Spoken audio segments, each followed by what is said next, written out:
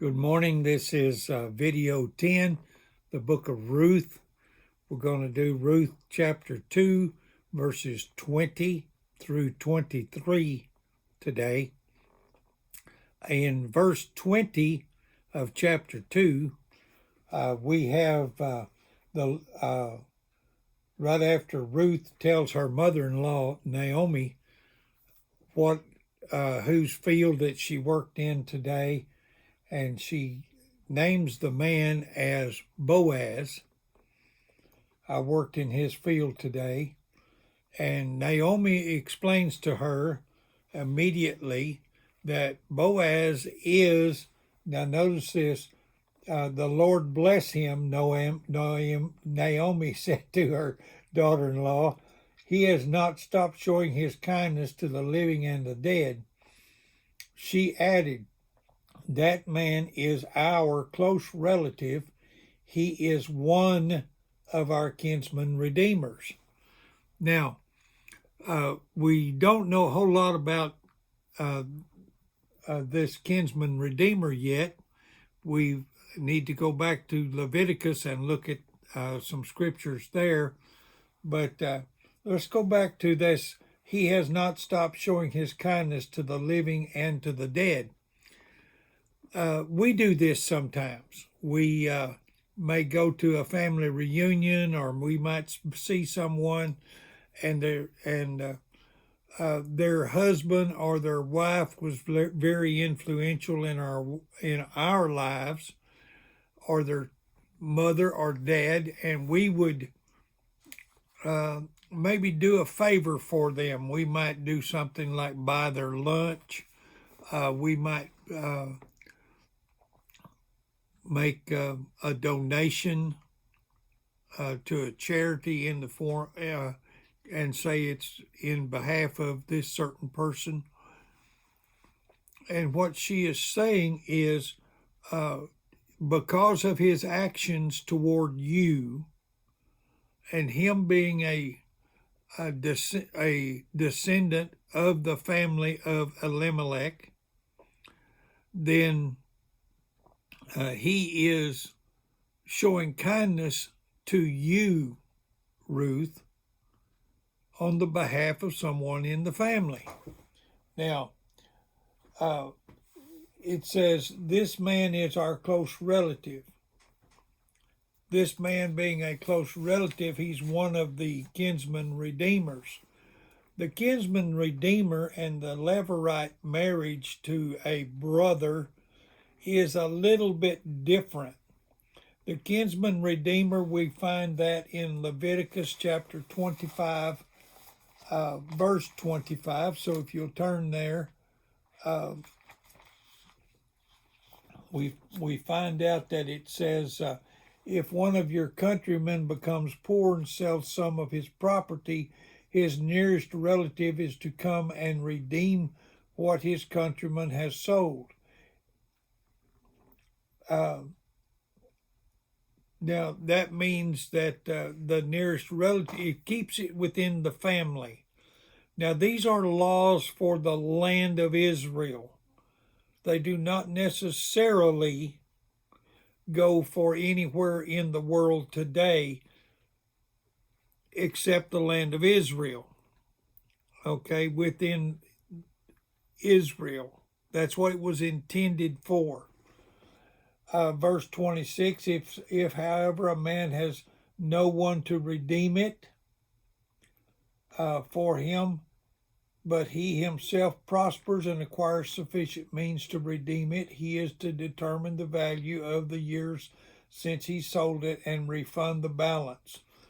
Now, so there's laws here that says if you're poor and you need to sell your land, your allotment that was given to you when your family went into Israel, and you're poor and you need to sell it, you sell it for a certain value. Now, from what I understand, the value of the land, we're talking about country land here. We're not talking about within the city.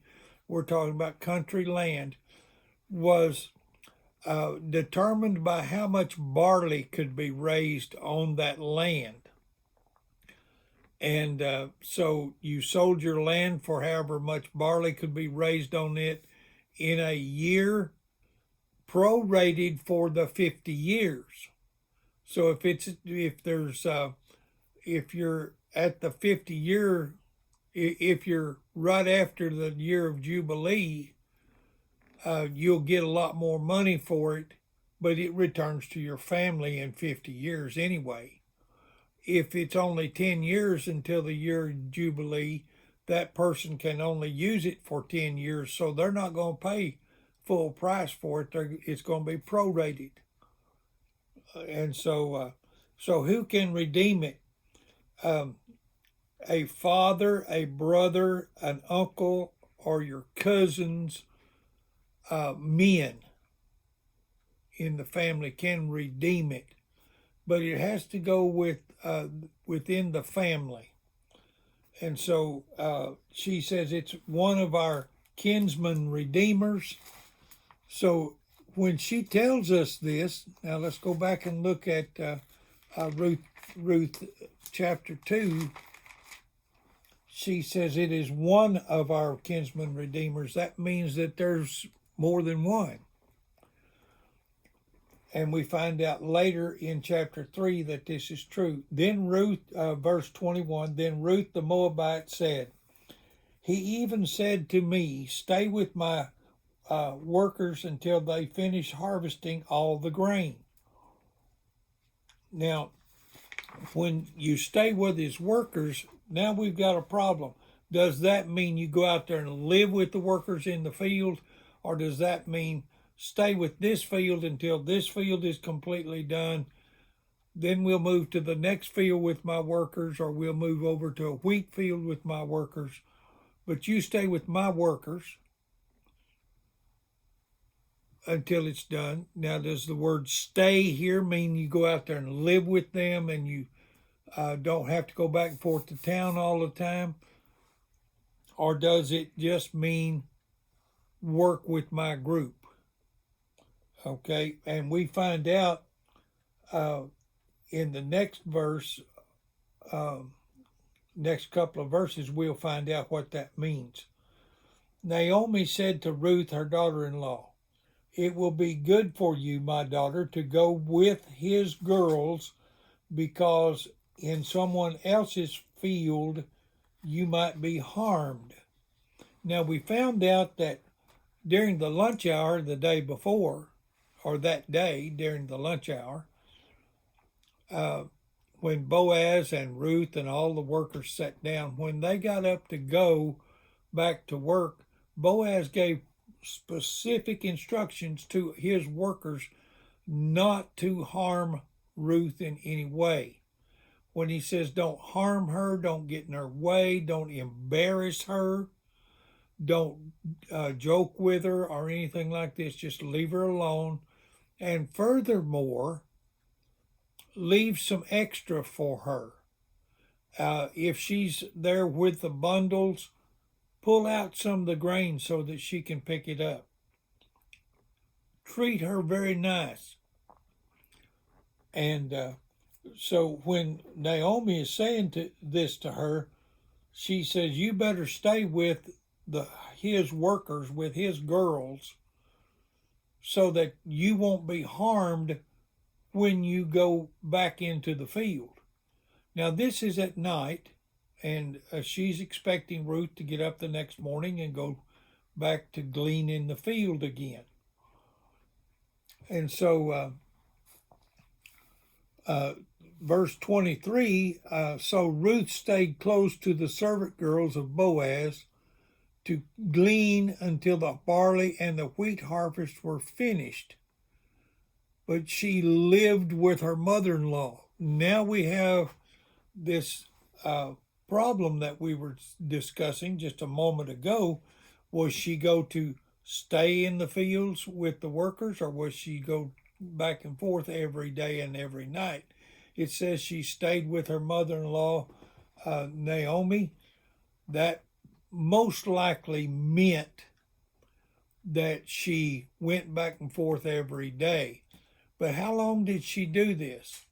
Well, she did this from the time of the barley harvest, when they arrived in the land and she went out to work the next day, until the wheat harvest was over. The barley harvest comes first. Barley gets ripe before the wheat does. And the wheat harvest then goes on. And so we're getting close to the end of about 50 days, or a month and a half to 2 months. We're getting close to this time. We know that it's at when you count the Omer, and today is the last day of the Omer count. This is 7 weeks and 7 days plus 1 from the day of Pentecost. This is the day, from the day of Passover. Today is Pentecost. This is the 28th day of the month of May in the year 2020.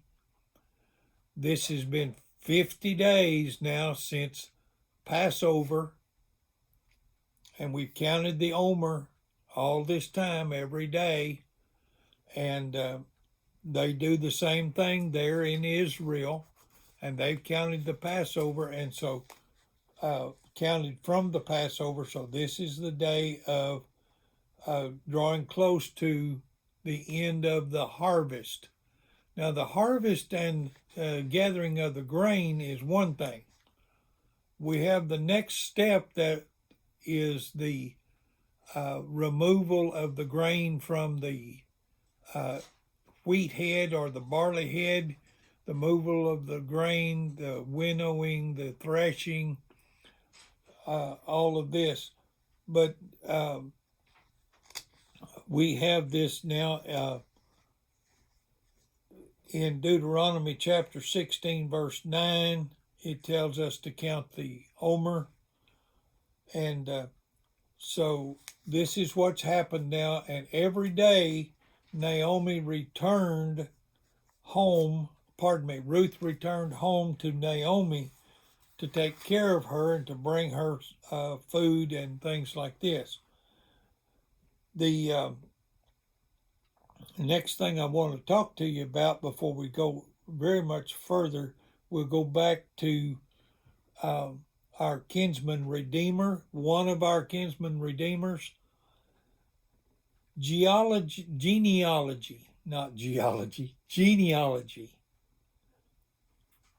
is very important, but it is always from the man. It's from the man. Now we have this thing, if you remember this, in Deuteronomy chapter 23, verse 4, Moses reminds them that the people of Moab, no Moabite is to be brought into the congregation of the Lord, the assembly of the Lord, to the 10th generation. So now we have, through the writings, we find out that about the time that Boaz and Ruth, they had discussions of whether or not a Moabitess could come in. And so they've said that a Moabitess could come in, but what about a Moabite? Well, we'll discuss that in our next lesson. We'll pick this up in chapter 3 of the book of Ruth. Thank you for watching.